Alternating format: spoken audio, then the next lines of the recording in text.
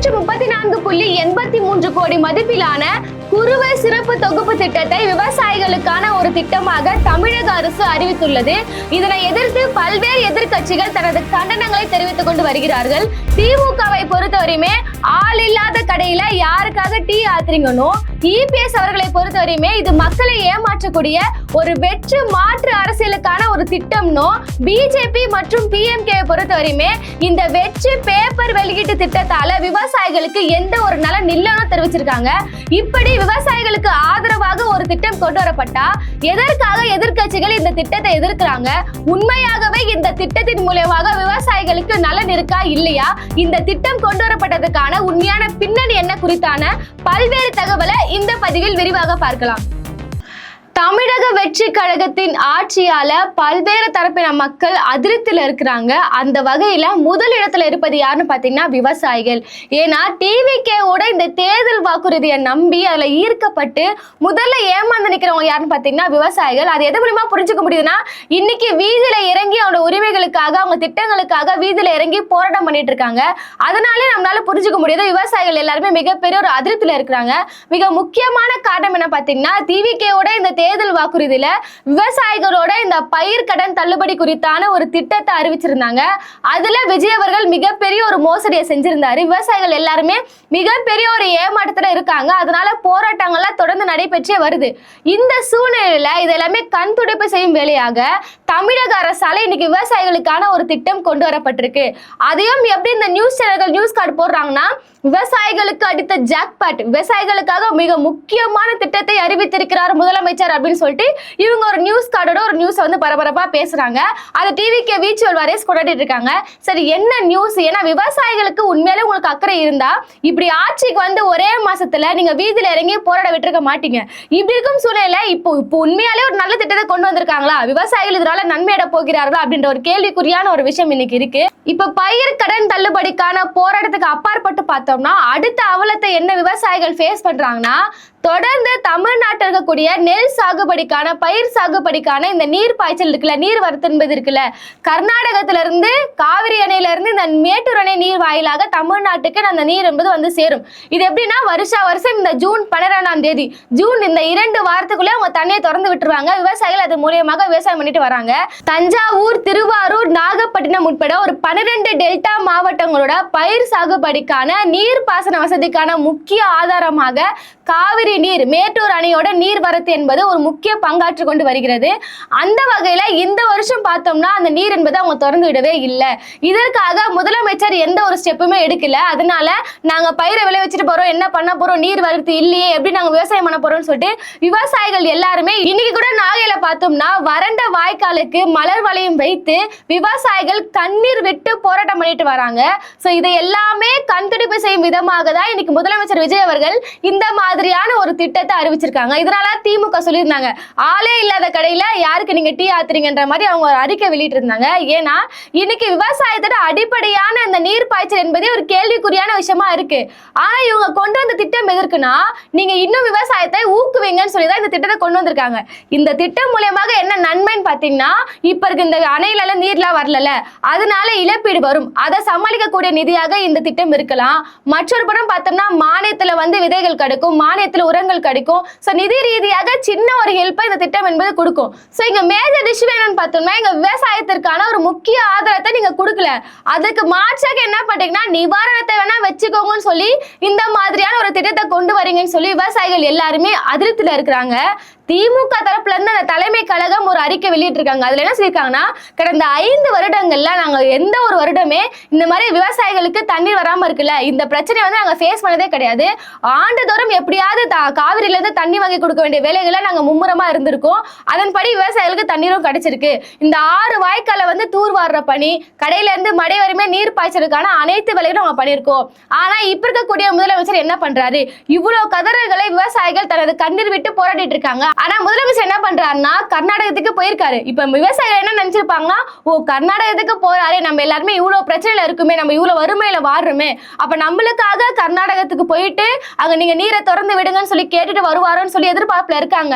ஆனா இவர் என்ன பண்றாருன்னா தனது சொந்த வேண்டுதலை நிறைவேற்றிக் கொள்வதற்காக அங்க இருக்கக்கூடிய மூகாம்பிகை அம்மனை போயிட்டு தரிசிச்சுட்டு வராரு. சோ அப்போ ஒட்டுமொத்தமா பாத்தீங்கன்னா விவசாயிகள் மீது அவருக்கு உண்மையான ஒரு அக்கறையே இல்ல. இப்ப நம்ம ஒண்ணுமே வந்து எங்களுக்கு தண்ணி கொடுங்கன்னு சொல்லி கருணை ரீதியாக நம்ம கேட்கல. காவிரி நடுவர் மன்ற தீர்ப்பு படி இத்தனை அளவு டிஎம்சி தண்ணி நீங்க கொடுத்துதான் ஆகணும். சரி, இருக்கிற தண்ணியை வந்து பகிர்ந்து கொடுத்துதான் ஆகணும். இப்ப விவசாயிகளை பொறுத்தவரையுமே இயற்கை ஒரு சைடு சதி பண்ணுது, ஒன்றிய மாநில அரசுகளுக்கான இந்த உறவினால பெரும்பாலும் பாதிக்கப்படும் இடத்துல விவசாயிகள் இருக்கிறாங்க. இப்ப இபிஎஸ் அததான் சொல்றாரு, ஒரு வெற்றி ஏமாற்று அரசியலுக்கான ஒரு திட்டம்னு சொல்றாரு.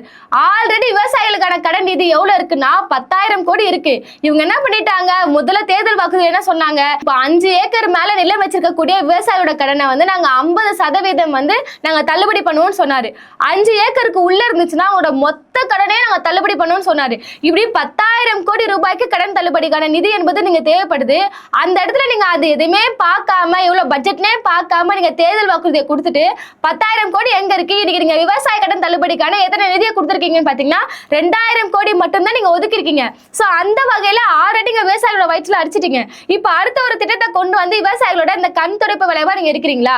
அதிமுக பீரியட்ல இருந்தே 24 மணி நேரமும் இந்த மும்முனை மின்சாரத்தை நாங்க உறுதிப்படுத்திருக்கோம். ஆனா நீங்க என்ன பண்றீங்க, அந்த 24 மணி நேரம் மின்சாரத்தையும் நீங்க 18 மணி நேரமா குறைச்சிருக்கீங்க. சோ கொடுத்திருக்கக்கூடிய இந்த மின்சாரத்தையாவது ஒழுங்கா கொடுக்குறீங்களா? எங்க பார்த்தாலுமே தமிழகத்தில் இருக்கக்கூடிய எல்லா மூலைகளையுமே மின்வெட்டு, இங்க கரண்ட் சரியா இல்ல, கரண்ட் கட் ஆயிடுச்சு சொல்லிட்டு வீதியில இறங்கி இந்த கோடை காலத்துல மக்கள் அவ்வளவு கஷ்டப்பட்டு இருக்காங்க. பெரும்பாலான கஷ்டம் என்பது விவசாயிகள் பட்டு இருக்காங்க. சோ போதிய மின்சாரம் இல்லாத காரணத்தினால பம்பு செட்டு கூட ஏற்க முடியாத ஒரு நிலைக்கு விவசாயிகள் இருக்காங்க. இதெல்லாம் நீங்க எப்பதான் கண்டுக்க போறீங்கன்ற மாதிரி இபிஎஸ் கேட்டிருக்காரு. பிஎன்கே தரப்புல இருந்தும் நயினார் நாகேந்திரன் அவர்கள் தரப்புல இருந்து கண்டனங்கள் வலுத்திருக்கு. நயினார் நாகேந்திரன் என்ன சொல்றாருன்னா, தயவு செஞ்சு இந்த மாதிரி ரீல்ஸ் போடுறத நிப்பாட்டிட்டு முதல்ல விவசாயிகளுக்கு என்ன தேவைன்னு கேளுங்க, என்ன தேவைன்னு சொல்லி அவங்க எல்லாருமே விவசாயிகளுக்கான அந்த பிரதிகளை கூப்பிட்டு உங்களுக்கு என்ன கோரிக்கைகள், என்ன திட்டங்களை கொண்டு வரணும்னு சொல்லிட்டு நீங்க உங்க பக்கத்துல இருக்கக்கூடிய அதிகாரிகள், இப்ப ஆதவஜனா, புஷியானந்த் இவங்க ஏதாவது சாட்ஜிபில போட்டு இந்த மாதிரி எல்லா திட்டங்களை சொல்றாங்களே அதை நிறைவேற்றாதீங்க. நீங்க ஒரு தப்பு கணக்கு போடாதீங்க. விவசாயிகளை கூப்பிட்டு உங்களுக்கு என்ன பிரச்சனை, என்ன தேவை இருக்குன்னு சொல்லி கேட்டறிஞ்சு பண்ணுங்கன்ற மாதிரி தொடர்ந்து எதிர்கட்சிகள் எல்லாமே பேசிட்டு வராங்க. இப்படி விவசாயிகளுக்கு ஆதரவாக எதிர்கட்சிகள் எல்லாருமே குரல் கொடுக்க முதலமைச்சர் என்ன பண்றாரு, ஆல்ரெடி இபிஎஸ் சொல்லியிருந்த மாதிரி திமுக தரப்புல இருந்து சொல்லியிருந்த மாதிரி கர்நாடகத்துக்கு தனிப்பட்ட ஒரு தரிசனத்துக்கு தான் அவர் கர்நாடகத்துக்கே போயிருக்காரு. இப்போ கர்நாடகத்துக்கும் தமிழகத்துக்கும் அடிப்படையிலான ஒரு பிரச்சனை என்னன்னு பார்த்தோம்னா, 2 பேருக்குமே, இந்த 2 மாநிலத்துக்குமே முக்கிய நீர் ஆதாரமாக இந்த காவிரி ஆறு இருக்கு. இப்ப கர்நாடகம் என்ன சொல்றாங்கன்னா, இந்த காவிரி ஆற்றின் குறுக்கே நாங்க மேகதாது அணையை கட்டுவோம்னு சொல்றாங்க. அப்படி கட்டிட்டா என்ன ஆகும், இப்ப ஆல்ரெடி பாத்தீங்கன்னா தண்ணீரை திறந்து விட மாட்டாங்க. இப்போ நீதிமன்றமே கொடுத்த தீர்ப்பை மீறி நம்மளுக்கு வழங்க வேண்டிய சட்ட ரீதியான நீரை அவங்க தர மாட்டாங்க. இப்படி இருக்கும் பட்சத்துல அந்த மாநிலம் சொந்தமாக ஒரு முடிவெடுத்து காவிரி ஆற்றின் கிடையாது நாங்க மேகதாது அணையை கட்டுவோம்னு சொல்லி நிக்கிறாங்க. அதற்கு இன்னைக்கு டெல்லி போயிடாங்களா, இன்னைக்கு நிதி ஆயோக் கூட்டத்திற்காக இருக்கக்கூடிய எல்லா மாநிலங்களோட முதலமைச்சர் டெல்லி போனாங்களே, அப்போ டி.கே. சிவகுமார் அவர்கள் இந்த டெல்லி மீட்டுக்கு போயிட்டு தனியா மோடி அவர்களை சந்திச்சு இந்த மாதிரி எங்க மாநிலங்களுக்கு தேவையான நாங்க மேகதாது அணையை கட்ட போறோம், நீங்க எந்த தடையும் விதிக்க கூடாது, அதுக்கு தேவையான நிதியை நீங்க கொடுக்கணும்னு சொல்லி கேட்டுட்டு வராரு.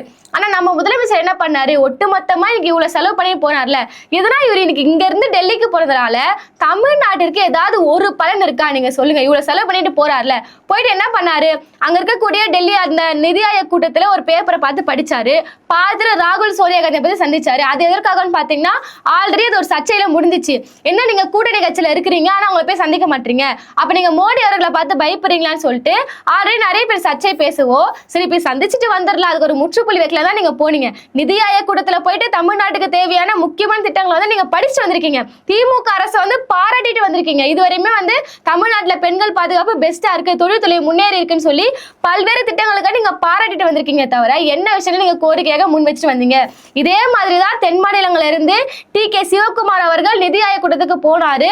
அவரும் ஒரு பேப்பரை பார்த்து படிச்சாரு வச்சுக்கோங்களேன்.